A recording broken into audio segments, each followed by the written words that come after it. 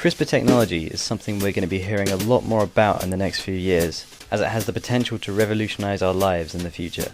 CRISPR might kind of sound like a social network for baked snacks, or a high-tech Wi-Fi barbecue, and while I'm sorry to say that it's neither of those things, what it is far more interesting. CRISPR stands for Clustered Regularly Interspaced Palindromic Repeats.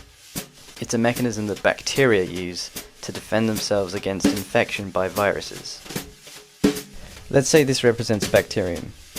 When a virus attacks, there's a chance that the bacteria will be able to fight it off and survive the attack, just like this one has. Happy days! And now for this lucky bacterium, it's able to easily fight off future attacks from the same kind of virus. The reason for this is that while it was attacked, it chopped out and stored genetic information about the virus, so next time it can more easily defend itself. Okay, so how does it work? Imagine this is a short sequence of genetic information that is found in the virus's DNA. The bacteria sends a specialized protein called a Cas9 enzyme, which carries with it an RNA molecule with a sequence of genetic information. When it finds the target DNA, it matches up in the correct place. The Cas9 cuts out that section of DNA from the target. This is where it gets interesting, because while the bacterium might be happy to just cut viral DNA to avoid being, killed, the same CRISPR mechanism works on other kinds of DNA as well.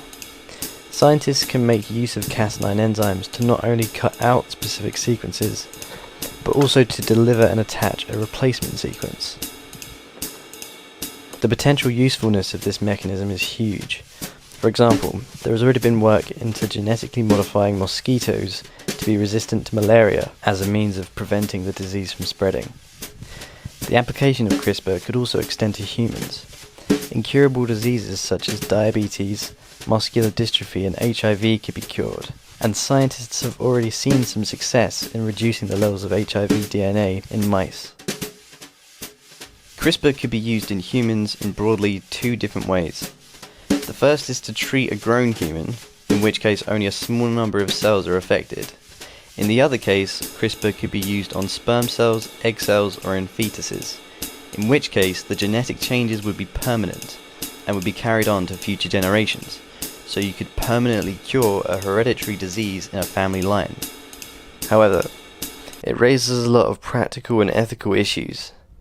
Gene editing of this kind isn't perfect and can result in errors which in some cases could actually cause genetic disease. This isn't helped by the fact that, at the most conservative estimate, human DNA is 1,500 times longer than viral DNA, so it's much more likely that the target sequence could be found by chance in the wrong place elsewhere in the DNA. Another problem is the issue of deciding how far gene editing should be taken, and whether it should be used in humans at all. In either case, the technology is rapidly developing, so it's up to us to say yes to CRISPR or no.